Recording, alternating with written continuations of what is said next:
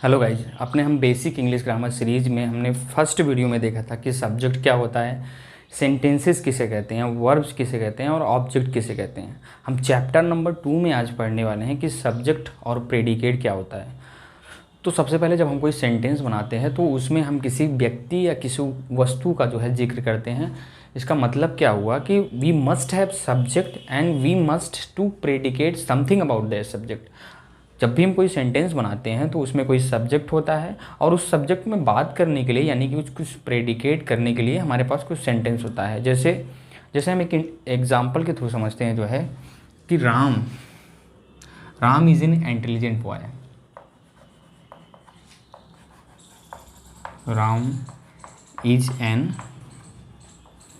Intelligent boy.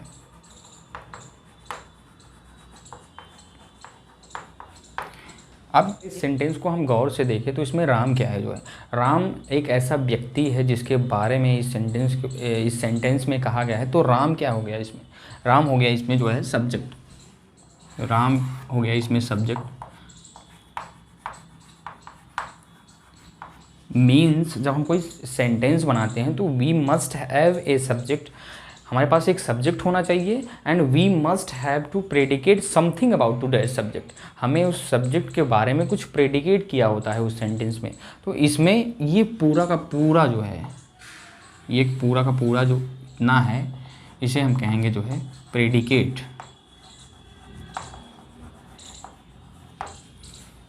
इसको पूरा का पूरा हम प्रेडिकेट कहेंगे क्योंकि इसमें राम है। ये जो इज़ एन इंटेलिजेंट बॉय जो कहा गया है, इस किसके संबंध में कहा गया है, ये राम के संबंध में कहा गया है। तो मतलब ये हम कह रहे हैं कि हम राम के बारे में ये मेंशन कर रहे हैं, ये प्रेडिकेट कर रहे हैं कि राम एक बुद्धिमान लड़का है। तो ये क्या हो गया, ये सेंटेंस का प्रेडिकेट हो गया। ये जो है राम सेंटेंस का जो है सब्जेक्ट। तो हम इसको डेफिनेशन को नोट डाउन करते हैं। तो सब्जेक्ट को क्या कहेंगे जो है, सब्जेक्ट को कहेंगे हम पर्सन और थिंग्स वी स्पीक्स अबाउट। मतलब किसी भी सेंटेंस में हम पर्सन या किसी व्यक्ति या किसी वस्तु का जिक्र करते हैं तो उसे हम सब्जेक्ट कहते हैं। सिंपल सा इसका डेफिनेशन निकल के आता है जो है। सब्जेक्ट को क्या कहेंगे हम, सब्जेक्ट को हम डिफाइन करें, पर्सन और things we speak about।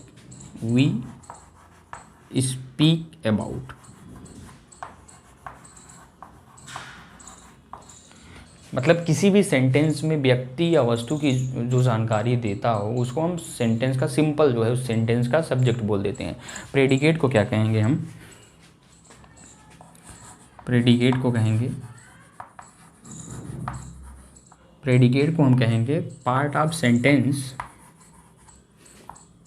Sentence which tells something about to that subject, something about to that subject। ठीक है, मतलब किसी भी सेंटेंस में सब्जेक्ट के बारे में जो कुछ भी कहा जाए, जो कुछ भी उसके बारे में प्रेडिकेट किया जाए तो उसको हम कहते हैं प्रेडिकेट ऑफ द सेंटेंस कहते हैं जो है। अब कुछ दो इम्पॉर्टेंट पॉइंट हम नोट करेंगे जो है।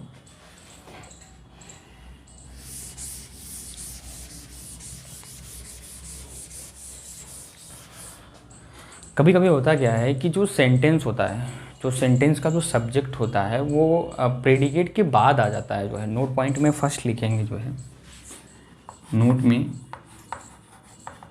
फर्स्ट लिखेंगे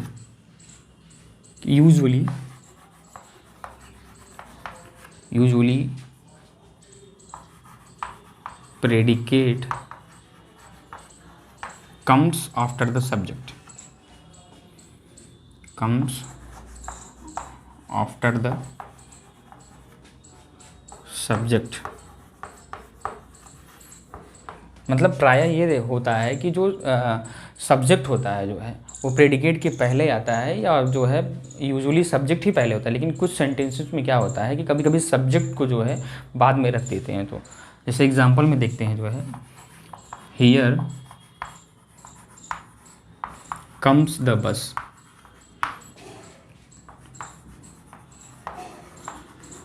तो एक पर्टिकुलर एग्जांपल में देखा गया कि जी यहाँ पे जो द बस है जो है ये सब्जेक्ट है, यहाँ पर जो द बस है ये सब्जेक्ट है, और ये इसके प्रेडिकेट के पहले सेकंड पॉइंट में हम ये लिखेंगे जो है इन इम्परेटिव सेंटेंसेस।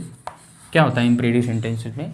इम्परेटिव सेंटेंस में जो सब्जेक्ट होता है उसको लेफ्ट आउट कर दिया जाता है, ये कह सकते हैं कि उसको अंडरस्टूड होता है। जैसे सबसे पहले नोट डाउन कर लेते हैं, in imperative sentences, in imperative sentences subject is left out।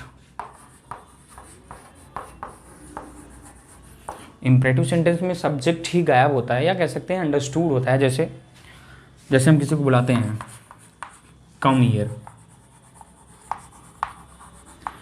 यहाँ पे किसी को हमने बुलाया कि यहाँ आओ, तो यहाँ पे जो यू है, सब्जेक्ट यू जो है वो लेफ्ट आउट है, छुपा हुआ है, अंडरस्टूड कह सकते हैं जो है। यहाँ पे यू जो है सब्जेक्ट लिख सकते हैं हम, subject you is understood, is understood.